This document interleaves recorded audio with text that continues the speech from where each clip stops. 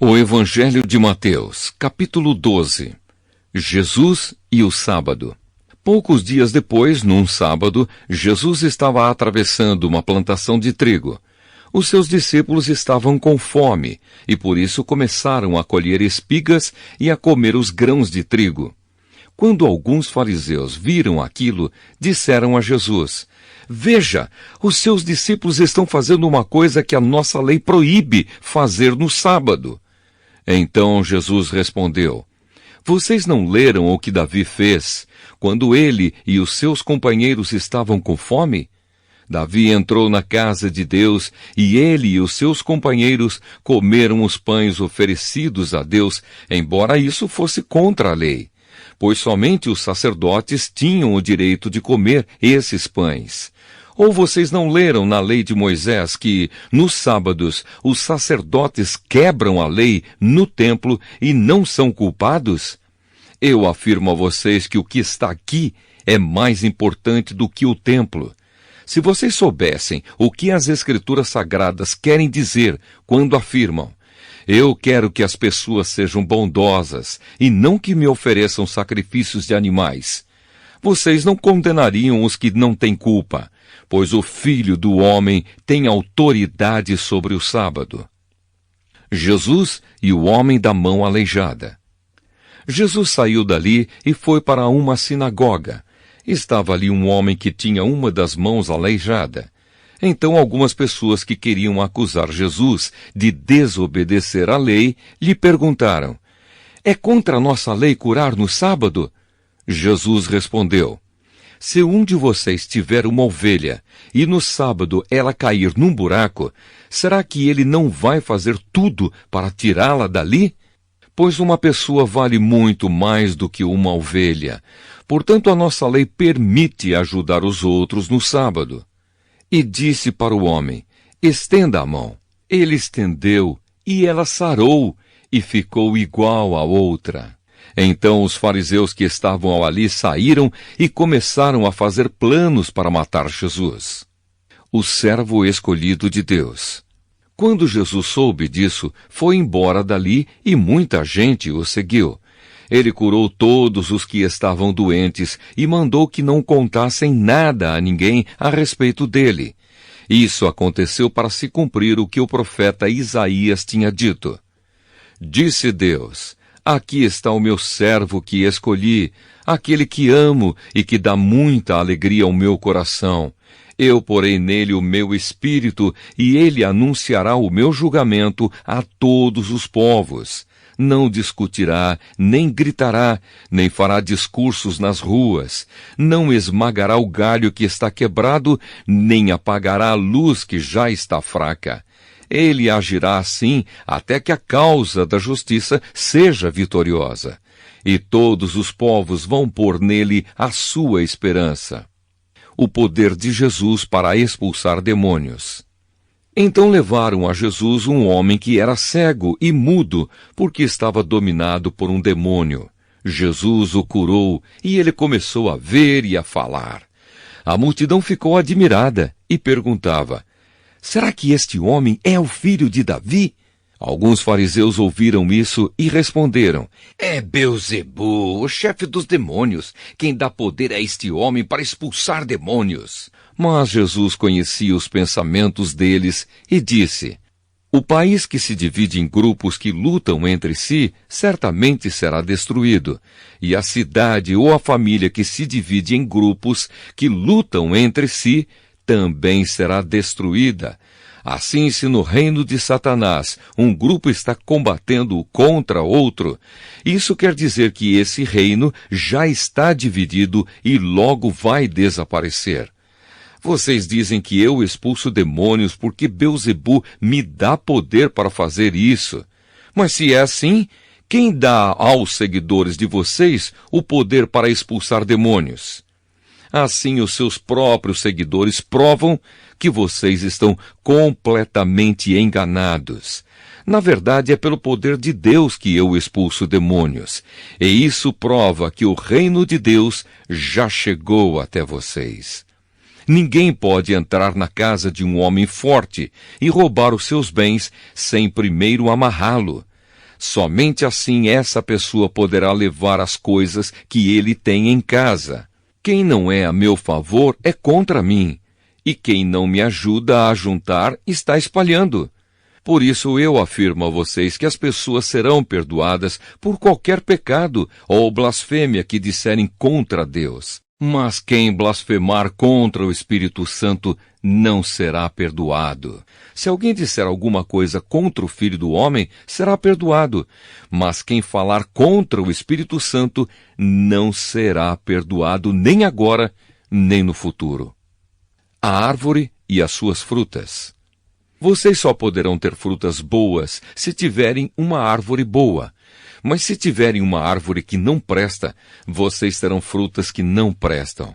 Porque é pela qualidade das frutas que sabemos se uma árvore é boa ou não presta. Ninhada de cobras venenosas, como é que vocês podem dizer coisas boas se são maus?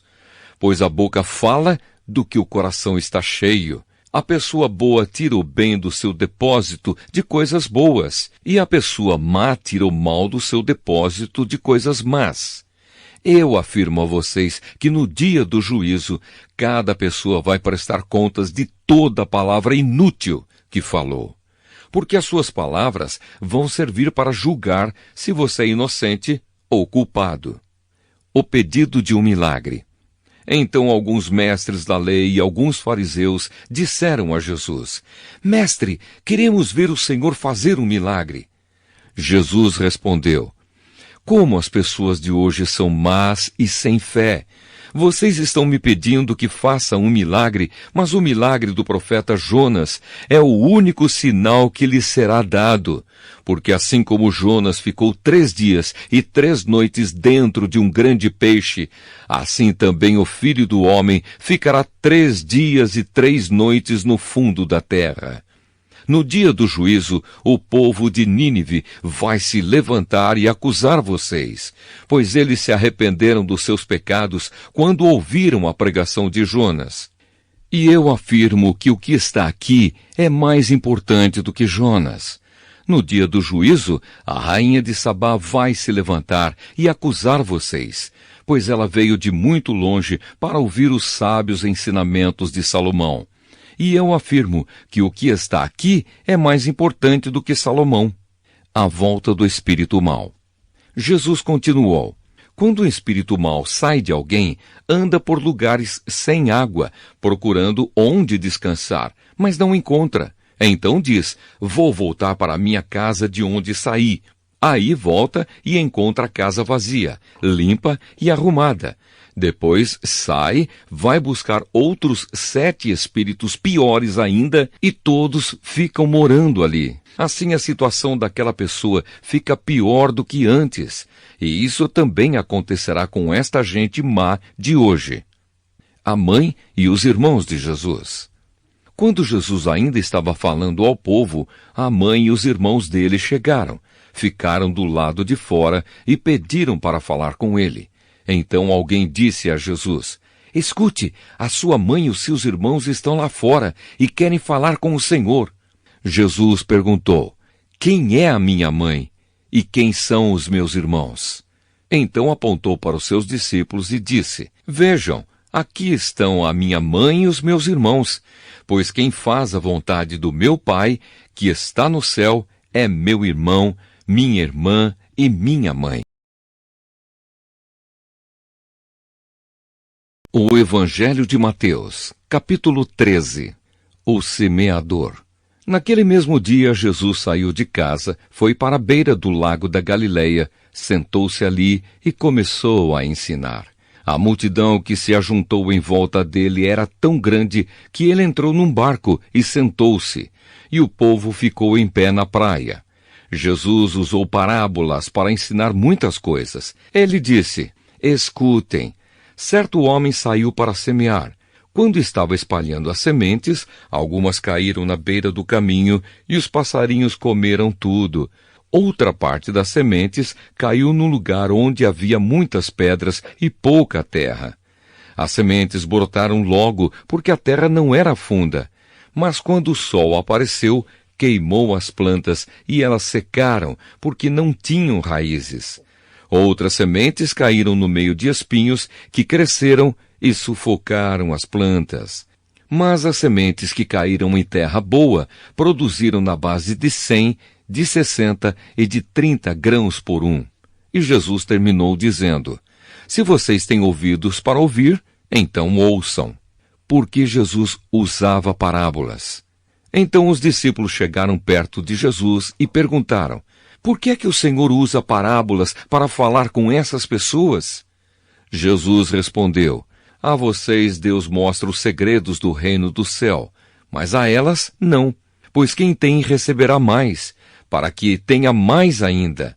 Mas quem não tem, até o pouco que tem, lhe será tirado. É por isso que eu uso parábolas para falar com essas pessoas, porque elas olham e não enxergam, escutam e não ouvem, nem entendem.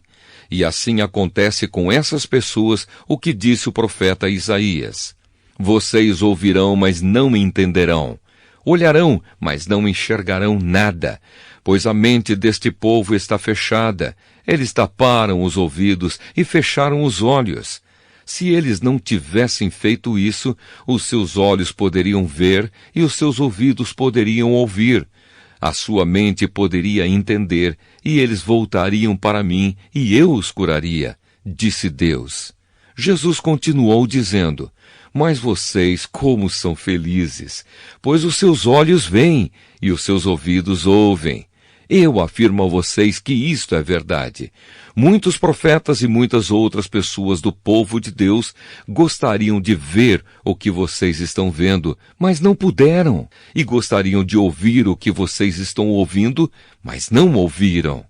Jesus explica a parábola do semeador. Então escutem e aprendam o que a parábola do semeador quer dizer. As pessoas que ouvem a mensagem do reino, mas não a entendem, são como as sementes que foram semeadas na beira do caminho. O maligno vem e tira o que foi semeado no coração delas. As sementes que foram semeadas onde havia muitas pedras são as pessoas que ouvem a mensagem e a aceitam logo com alegria, mas duram pouco porque não têm raiz. E quando por causa da mensagem chegam os sofrimentos e as perseguições, elas logo abandonam a sua fé. Outras pessoas são parecidas com as sementes que foram semeadas no meio dos espinhos. Elas ouvem a mensagem, mas as preocupações deste mundo e a ilusão das riquezas sufocam a mensagem, e essas pessoas não produzem frutos. E as sementes que foram semeadas em terra boa são aquelas pessoas que ouvem e entendem a mensagem e produzem uma grande colheita, umas 100, outras 60 e ainda outras 30 vezes mais do que foi semeado. O joio. Jesus contou outra parábola. Ele disse ao povo: o reino do céu é como o homem que semeou sementes boas nas suas terras. Certa noite, quando todos estavam dormindo, veio um inimigo, semeou no meio do trigo uma erva ruim, chamada joio, e depois foi embora. Quando as plantas cresceram e se formaram as espigas, o joio apareceu. Aí os empregados do dono das terras chegaram e disseram: patrão, o senhor semeou sementes boas nas suas terras. De onde será que veio este joio? Foi algum inimigo que fez isso, respondeu ele. E eles perguntaram: o senhor quer que a gente arranque o joio? Não, respondeu ele, porque quando vocês forem tirar o joio, poderão arrancar também o trigo. Deixem o trigo e o joio crescerem juntos até o tempo da colheita. Então eu direi aos trabalhadores que vão fazer a colheita: arranquem primeiro o joio e amarrem em feixes para ser queimado. Depois colham o trigo e ponham no meu depósito. A semente de mostarda. Jesus contou outra parábola. Ele disse ao povo: o reino do céu é como uma semente de mostarda que um homem pega e semeia na sua terra. Ela é a menor de todas as sementes, mas quando cresce, torna-se a maior de todas as plantas. Ela até chega a ser uma árvore, de modo que os passarinhos vêm e fazem ninhos nos seus ramos.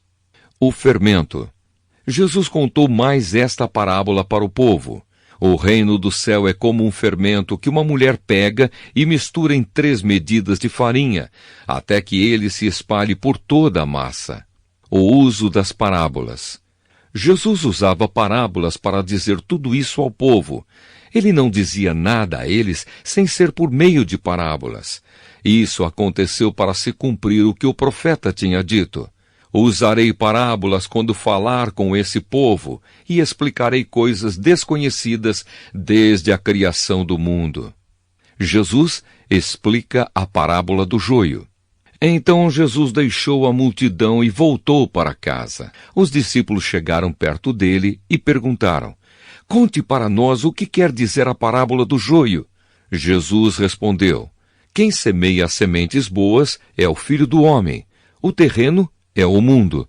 As sementes boas são as pessoas que pertencem ao reino, e o joio, as que pertencem ao maligno. O inimigo que semeia o joio é o próprio diabo.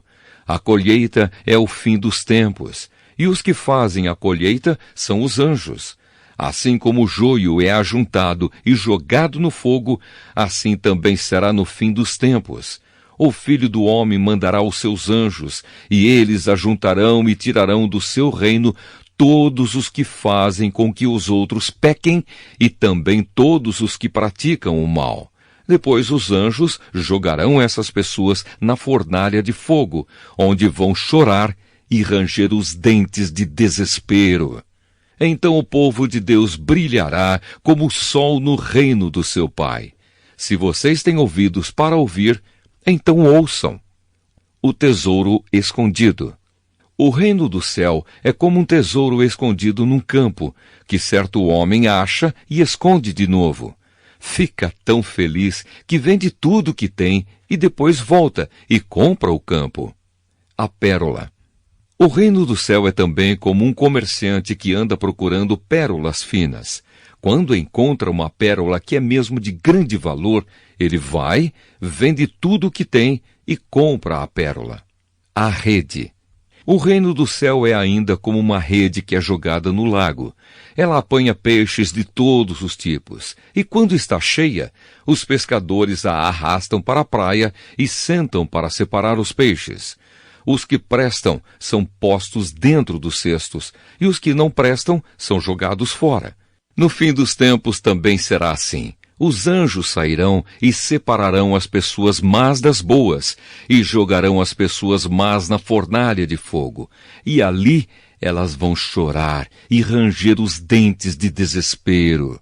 Verdades novas e verdades velhas. Então Jesus perguntou aos discípulos: "Vocês entenderam essas coisas?" "Sim", responderam eles.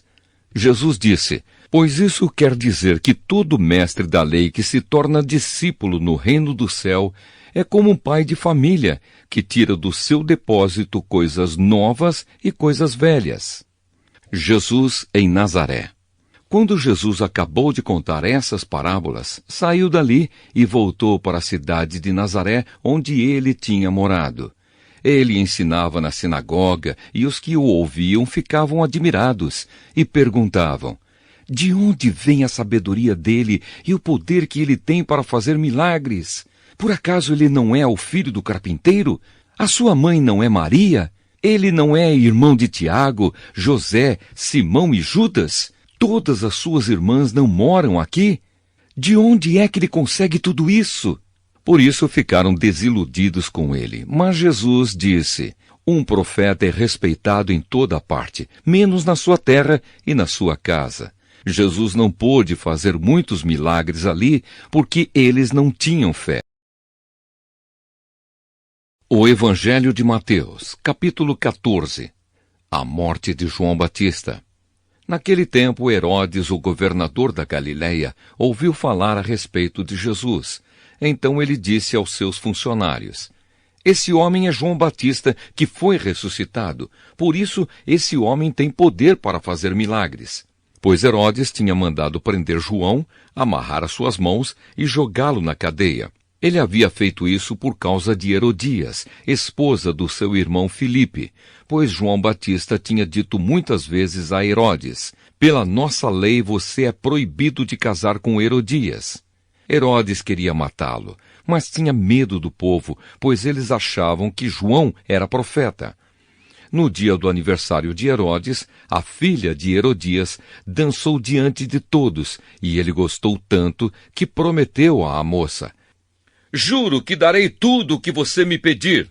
Seguindo o conselho da sua mãe, ela pediu: quero a cabeça de João Batista num prato agora mesmo. O rei Herodes ficou triste, mas por causa do juramento que havia feito na frente dos convidados, ordenou que o pedido da moça fosse atendido e mandou que cortassem a cabeça de João Batista na cadeia. Aí trouxeram a cabeça num prato, entregaram para a moça e ela a levou para sua mãe. Então os discípulos de João vieram, levaram o corpo dele e o sepultaram.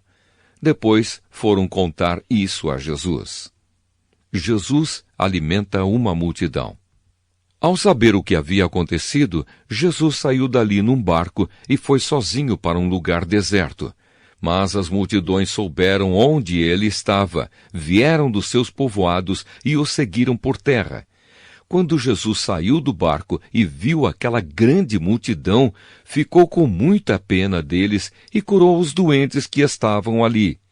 De tardinha, os discípulos chegaram perto de Jesus e disseram: já é tarde e este lugar é deserto.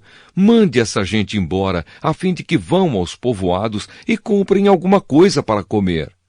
Mas Jesus respondeu: eles não precisam ir embora.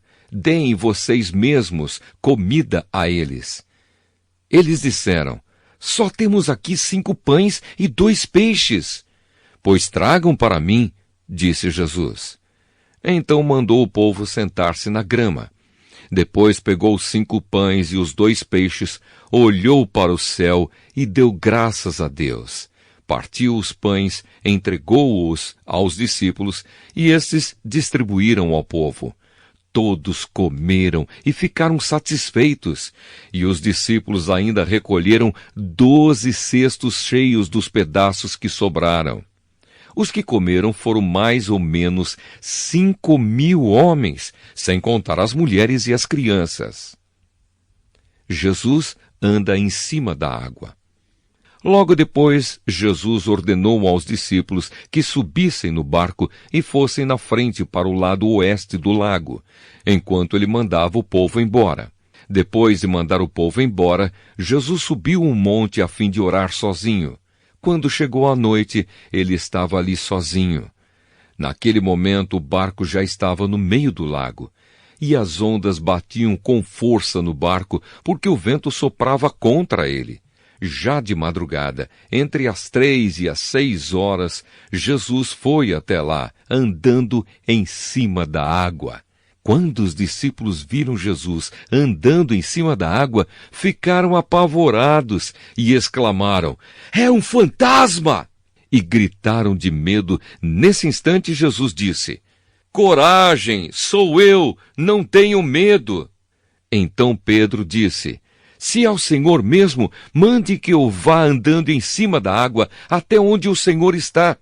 Venha, respondeu Jesus. Pedro saiu do barco e começou a andar em cima da água em direção a Jesus. Porém, quando sentiu a força do vento, ficou com medo e começou a afundar. Então gritou: socorro, Senhor! Imediatamente, Jesus estendeu a mão, segurou Pedro e disse: como é pequena a sua fé, por que você duvidou? Então os dois subiram no barco e o vento se acalmou.